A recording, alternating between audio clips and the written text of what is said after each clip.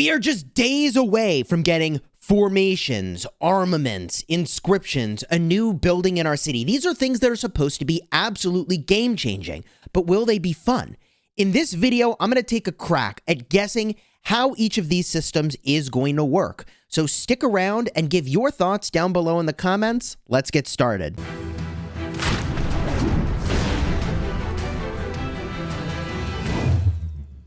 Hello, my friends, and welcome back. I'm Chisgule Gaming, and I've spent the last couple days really raking my brain to try to figure out how the new formation system is going to work. And I think I've put a pretty solid foundation, a pretty solid framework together of how all this stuff pieces together. So we're going to start with formations. We're going to talk about armaments. We're going to talk about how pay to win these systems might be. And there are always timestamps in the description so you can navigate to whichever portion you want, and consider subscribing so you don't miss the latest and greatest news drop.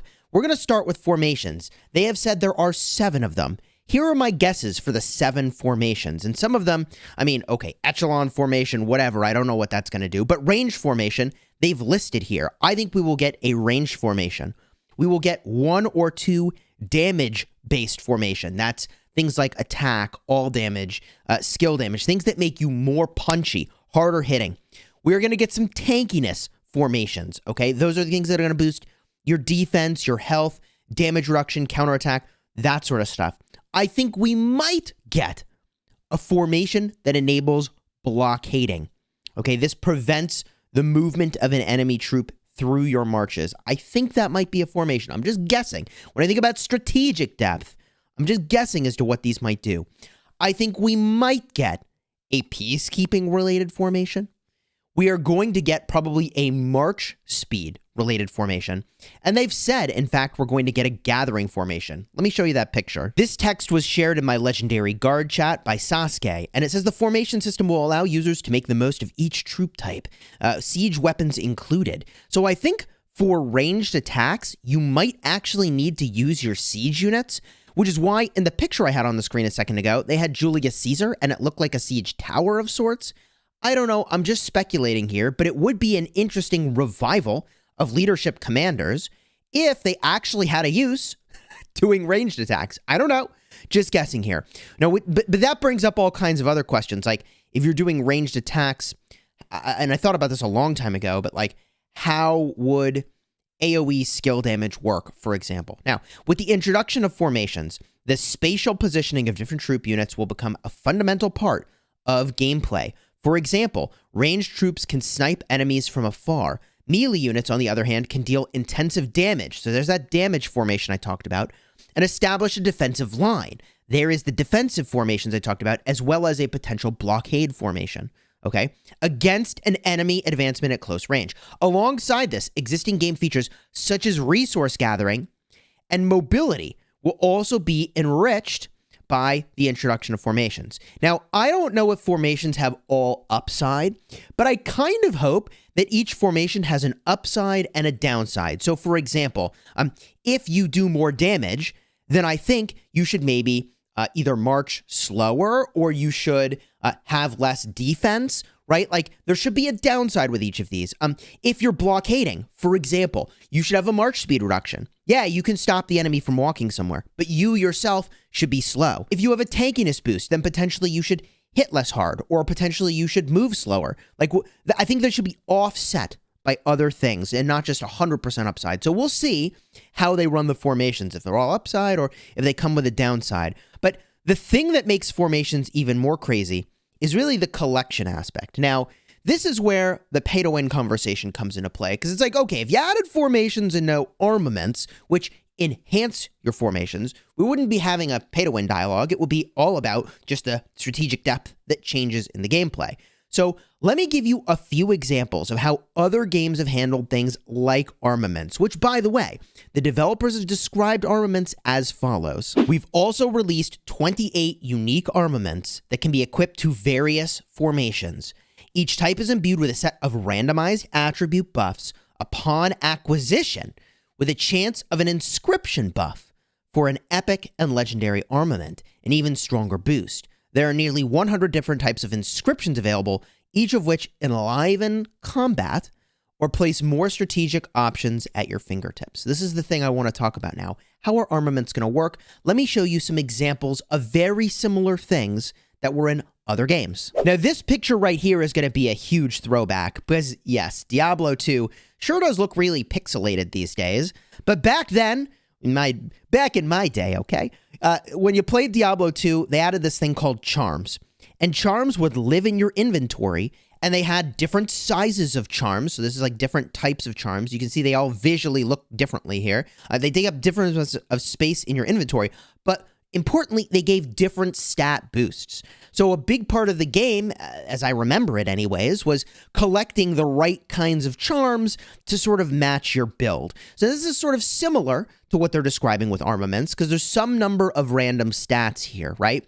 But these are more simple than an armament, because armaments, they said, have an inscription thing. You can kind of control what one of the stats is. So although there are some similarities, let's look at the next game system, which might be closer. Now, what you're looking at here was a system from Star Wars Galaxy of Heroes, a game that I used to play extensively, and my first videos on this channel were just gameplay where I wasn't even talking. It was just me showing a little arena battle using my characters in Star Wars Galaxy of Heroes. These are called mods, okay? Mods are exactly like armaments. They had rarity. There are 6 different types to go in 6 different slots, and they give a bunch of stats. Let me show you. The mod system was pretty complex. There's a number of things we need to look at. First of all, each mod had a primary stat, okay? And as you leveled it up, you see this is level 15. As you leveled it up, your primary stat went up. In addition, there were secondary stats, and I don't remember exactly how this worked, but I believe that you needed to increase like the tier of the mod in order to randomly increase your random stats. So your hope was that, like, if all you really cared about was, let's say, defense, I think at the time the thing was actually speed, you'd get these 4 random stats, and every time you tiered it up, you'd hope that you would get more bonus stats specifically for your defense. This is just an example, okay? Now, I think the outline of this might actually be kind of similar to what we're getting with an armament, and as much as it follows here. I think there will be some secondary stats or equivalent, right? Maybe they'll call them main stats, whatever the name is. Those are the random stats that they described, okay? And then there's going to be the inscription stat. I don't think you level up your armaments. They haven't mentioned that. But there is going to be that inscription stat as well. So some number of random stats, and presumably those will be keyed out or tuned in a certain area depending on what kind of armament it is. They said there's 28 armaments, bunch of random stats, then an inscription stat. I think this visual might be helpful. Now, this also was a little more complex because you had set bonuses. So if you had 2 of the same type of mod, this is a health mod, then you got a health bonus. I think there was a 4-piece bonus as well if you had 4 of the same sort of mod. But I think for armaments, we should expect that for each formation, there's probably between 4 and 6 different armaments that you can equip to it. Just guessing here. Now that we've talked about how I think formations are going to work and how I think armaments are going to work, we need to talk about whether or not it's fun. And I'm showing the shop here because I saw so many comments in my last video about this, about how pay to win it might be, and people evaluating, like, do I continue to play this game if it's heavily pay to win?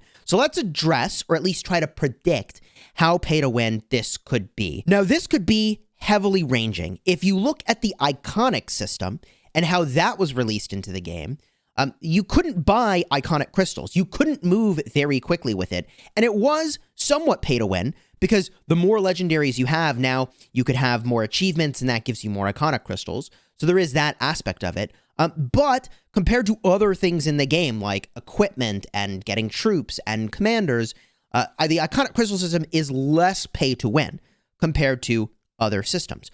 But I think it would be extremely reasonable to expect a battle pass. There could be bundles. There could be a daily special offer. There could be supply depot stuff. Like, I think the range of things that you could potentially buy could be very high. And I think the more pay to win it is going to be, the more that you can just, like, instantly on day one get, like, a ton of power above other people, I think is the thing that players are really, really concerned about. The other thing we need to talk about with whether or not it's fun is, and how pay to win it is is how big is the stat boost, right?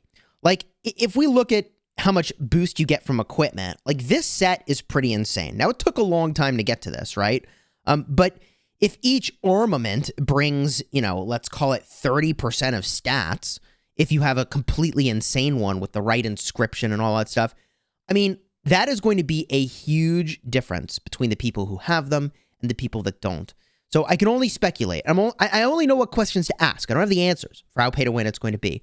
But I just look to these things and I hope that it is less pay to win. I hope it is more free to play friendly. And what would make it more free to play friendly is if the main form of progression comes from the new city building that they said they're adding, right? There's going to be a state forum. Well, if your main form of progression comes from that state forum and doing the quests that are in there, then that could be much better. Now, my concern about the state forum and my thought here is, you're supposed to go out and do quests. Are these quests that I'm like mindlessly pushing buttons all throughout the day and I now have to check into the game more frequently? Not that I'm not already checking into the game, but like, I'm just saying like that doesn't necessarily make it more fun.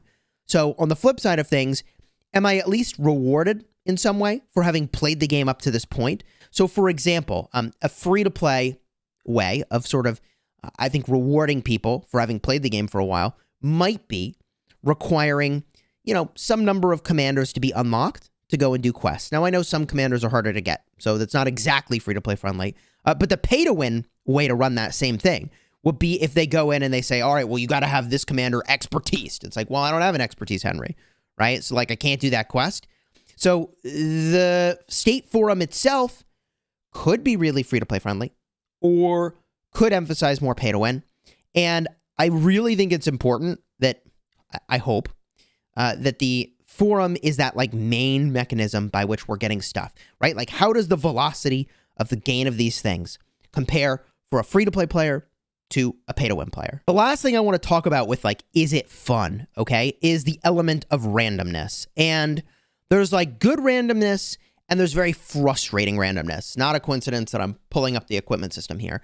I feel like good randomness rewards you even when you fail, right? So in the equipment system today, when you refine something, I believe that your chances actually go down as you refine to actually get, like, a special talent, right? Like, and sure, okay, technically it's the same for the special talent, but, like, your outcome qualities go down as you refine. That is not as exciting to me. I want to be rewarded even if I fail, okay? And I get that randomness to some extent is necessary and people enjoy the loot slot machine. So I'm not knocking the existence of a loot slot machine. I think what's really important is that even failures are a rewarded outcome. And my recommendation that I gave ages ago for the equipment system was that when you refine something, it would take away all of the feel bad if you got part of the stats of having it refined, a fraction of the stats, right? Like if I was plus 25, well, if I got 25% of the benefit of a refined item, that would be pretty legit, right? Like I wouldn't be upset because I got something. Like I still got something instead of literally nothing. Thank you, Horn of Fury refinement. That was really great. I'll have a card up in the top for that short, which was pretty funny when I refined this thing. Spoiler alert, I got plus 25, right? So as this relates back to the armament and inscription system, right? They expressed in the patch notes that there's a trade-in system, okay? And I think it's really important that, and I hope that the developers are generous with this trade-in system. If there's going to be a lot of randomness, okay, for the armaments, I hope there is a favorable trade-in rate because there are a number of games that have rewarded me for having too much of something, excess of a good thing, right? Like, and I've talked about this for Rise of Kingdoms ages ago, that I never should be punished when or feel punished when I open a gold key and I get a commander I already have. That should feel good. It should feel like I got something of value. Now, today, not the case, right? You have an expertise commander, they're wasted sculptures. And yes, at the beginning of KVK, you can trade in sculptures, but I already have enough epic sculptures to trade in. Like, I'm getting no value when I get more gold key commanders, all right? So I feel punished for getting gold keys beyond a certain point, which I'm not trying to be critical of the game. I'm just saying, let me give you some examples of other situations where that's not the case. In Star Wars Galaxy of Heroes, which is a game I quit. For the record, I like Rise of Kingdoms a lot more than I like Galaxy of Heroes, just to be really clear. But you had a trade-in rate. I don't remember what the rate was, but when you got excess sculptures of things you didn't need, you could trade them in for things you did need, and the rate wasn't terrible. Heck, another game I played on this channel, I don't play anymore, was Infinite Galaxy, and that rewarded you at a rate of 4 for 1. So if I got a gold key commander, let's say I got 4 sculptures of Julius Caesar, I don't need that anymore, I could trade that in for like 1 sculpture of whatever commander I wanted. Now, you'd have to wait a while for that commander to show up in the sort of reclaim shop, but like 4 for 1 is a nice conversion rate. So I just mentioned these conversion rates in the context of the armament system and the inscription system, because there's 28 armaments. So if there's like a 4 for 1 exchange rate, that actually would be a pretty generous rate as far as how things look. If it's better than that, then like that's actually, as far as mobile games go, an extremely generous rate. So we'll see what that looks like. But if there's randomness, you offset that the randomness of bad outcomes by giving you either more opportunities to roll and making it less punishing when you get a bad outcome, right? But God, if you spend a ton of inscription materials and you get crap and you just have to keep doing it, I don't know. It's all speculation. So leave your thoughts down below in the comments. I think this is probably a big moment of inflection for people in the Rise of Kingdoms community, in part because of all of the different things that you can collect and buy in this game. And when a big update comes out like this, like the people that pay money are now questioning, will I still be relevant? Okay? Will I still be relevant? And that is a scary thing. That's why people have been freaking out in the comments of my other video. At least some people did, right? Because they don't know if they're going to have to spend a bunch to remain relevant with armaments, or if somehow the role is changing. And people have experienced this a couple times, right? The first time was when equipment landed, and to some extent, now we were shaping who could or couldn't rally lead, but we were all noobs back in KVK2 or whatever. But over time, it shaped up that you had to have the equipment, right? And then the whole Crystal Tech system came in the game. That was another big point of inflection where people are understanding what their role is going to be in the game. And so it's, you know, a big point of inflection for players for what they're going to do when now they're yet again adding something where the role and relevance that a player has could change. And my hope is that that doesn't change, or it changes in a favorable way where people who have paid less can do more. That would be my hope. So we'll see how it goes. I'm really hopeful. Subscribe to the channel if you haven't already, because I'm going to cover when we get more information about this as soon as it lands. And until next time, you have fun smashing your enemies.